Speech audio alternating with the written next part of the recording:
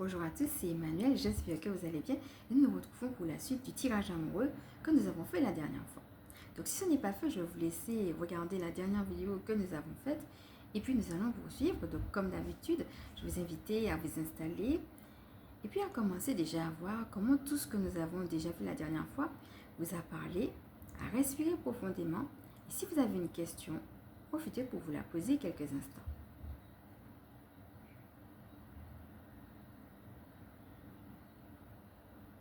Puis revenez à vous-même tranquillement. Et voyons voir, toujours avec l'oracle de Kevin Piragno, comme la carte du jour vient vous parler.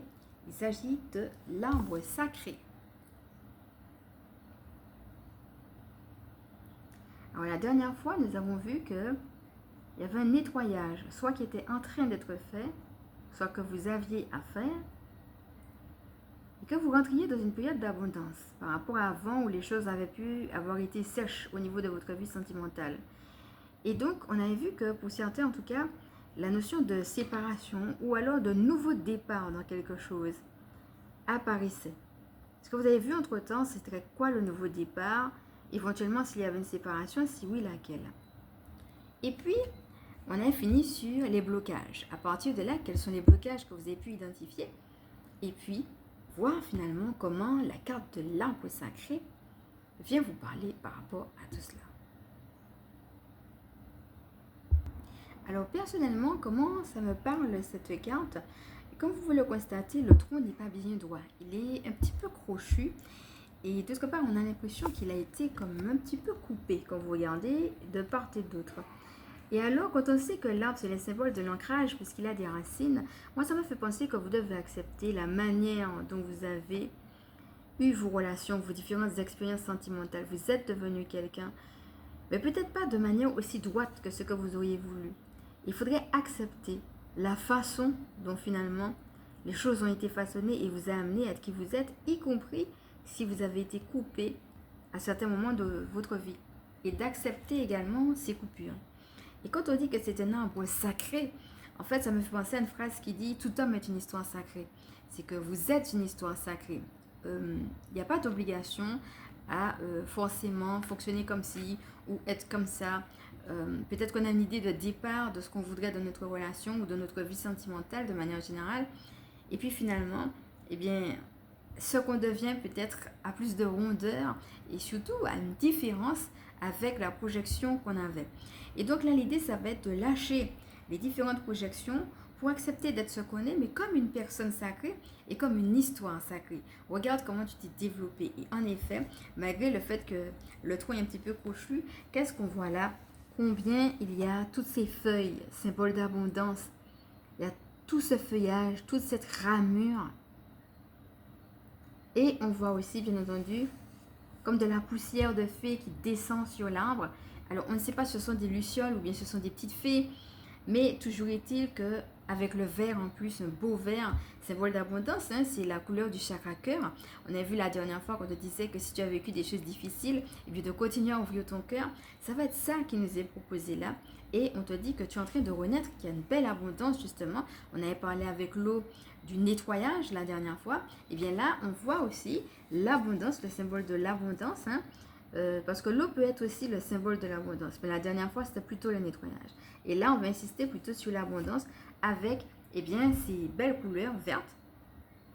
Et pour autant, vu que c'est un arbre qui est aussi le symbole de la guérison, soit dit en passant, l'arbre est le symbole de l'ancrage, donc dans quoi tu t'ancres, hein, mais aussi le symbole d'une sagesse et de la guérison. Ça veut dire ta sagesse, la sagesse de ton cœur, où est-ce qu'elle t'amène? Qu'est-ce que la sagesse de ton cœur te dit que tu es amené à faire pour aller justement dans le sens de ta guérison? Donc on est plus en effet dans une guidance comme celle-ci, dans des questions que dans des réponses, comme tu l'as constaté. Pour autant, avec toutes ces lumières justement qui descendent au niveau de l'arbre, eh bien cela fait penser à une nouvelle énergie. On a eu l'occasion de faire un soin avec Métatron. Tu sais, c'est comme si on était amené à... Il y a deux phases en fait. Comme si au début d'année, j'avais beaucoup parlé de Gabriel Archange et je te laisse voir les autres vidéos qui parlaient des énergies actuelles. Et puis, comme je te disais, vers la fin de l'année, on rentre dans une autre phase. Et dans cette autre phase-là, on va parler de l'élévation vibratoire, notamment justement avec Métatron.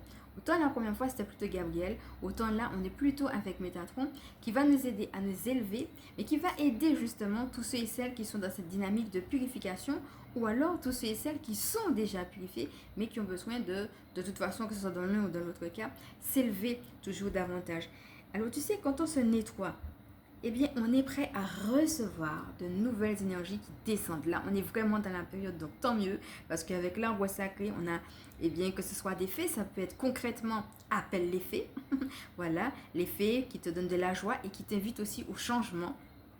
Et en même temps, ça peut être aussi, c'est très intéressant de voir qu'on a les deux choses parce que on ne sait pas si ce sont des fées ou bien ce sont des lucioles, parce qu'il y a peut-être des gens qui disent oui, non, mais les fées, j'y crois pas.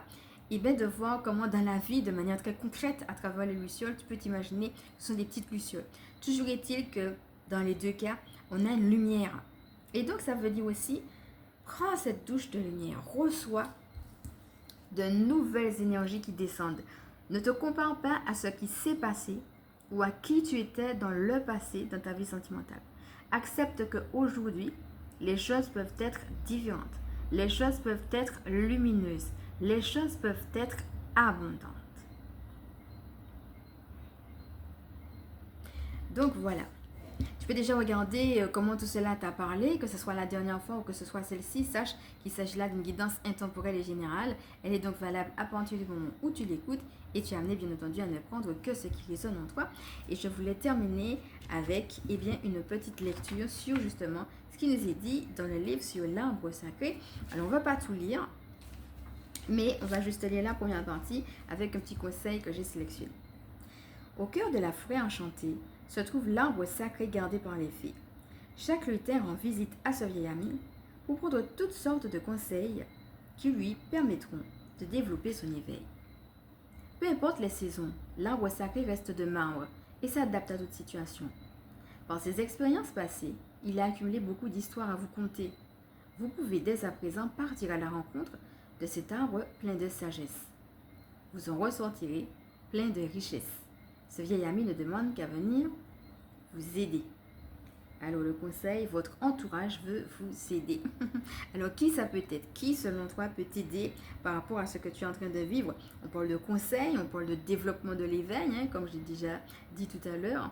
Et on parle aussi d'une certaine sagesse, comme si le fait d'avoir accumulé des expériences, t'a apporté justement une certaine richesse, un certain recul, tu vois, de le voir comme quelque chose de riche et non pas comme une succession de ratés, j'allais dire entre guillemets. Si jamais tu as pu te retrouver dans cette image où tu as pu avoir été coupé une ou deux fois, c'est qu'est-ce que ça t'a apporté et de voir non pas, j'allais dire le verre à moitié plein, voire à moitié vide, quoi. Ah ben ouais, regarde, j'ai encore raté. Non, c'est plutôt de voir, regarde la sagesse que j'ai, regarde la richesse de mon expérience et comment ça m'a apporté des choses, comment j'ai appris, comment j'ai évolué, là où peut-être d'autres personnes qui ne sont pas passées par là ne savent pas ce que c'est. Et bien entendu, on parle aussi d'aide. Donc voilà, qui ça peut être. En tout cas, ça peut être également tout simplement d'appeler les fées. Donc voilà, on va se quitter là-dessus. Alors ça peut être aussi bien entendu, si tu es à l'aise avec ça, de te mettre en connexion aussi, d'aller dans la nature et de te mettre en connexion avec les arbres. Donc on va se quitter sur cette très belle image. J'espère que cette guidance t'a aidé, t'a parlé.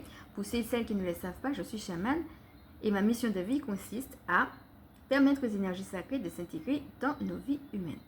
Alors une petite annonce, ceci dit, avant de vous quitter. Alors on va continuer la présentation de l'oracle des phrases magiques, puisque des 30 clés pour illuminer, des 30 clés pour illuminer votre vie. Donc c'est l'oracle que je présente en ce moment, l'oracle de Jenna Blossoms. Donc on va le continuer normalement, mais en fait je ressens une autre énergie par rapport à ce que je faisais pour l'instant. Donc en fait, je vais m'arrêter là pour les cartes et puis dorénavant, je vais vous proposer d'autres choses. Donc d'autres choses à venir que les cartes. Il ne me reste plus maintenant, si cette guidance t'a plu, à t'inviter à liker. Si tu penses que ça peut aider d'autres, à partager. Bien entendu, si tu le veux, à t'abonner. Nous, on se dit ciao. Je fais de gros bisous.